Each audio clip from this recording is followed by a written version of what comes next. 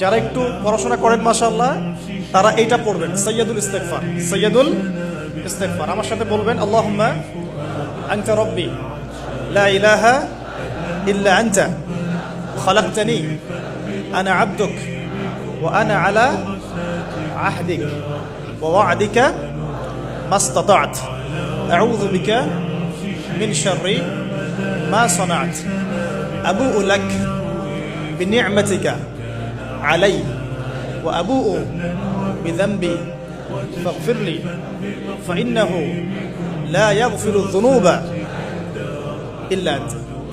এই যে আমরা গত লেকচারে বলেছিলাম যে আমাদের ইবাদতগুলো অন্তঃসার শূন্য হয়ে যাচ্ছে এই কারণে, বিকজ আমরা অর্থটা বুঝি না। এই যে দোয়াটা আপনি করলেন, নবী সাল্লাল্লাহু আলাইহি ওয়াসাল্লাম বলেছেন যে এই দোয়া পড়ার পরে যদি কেউ সকালে পড়ে রাত্রের আগে মারা যায় জান্নাতে চলে যাবে, রাতে পড়ে সকালের আগে ইন্তেকাল করলে জান্নাতে চলে যাবে।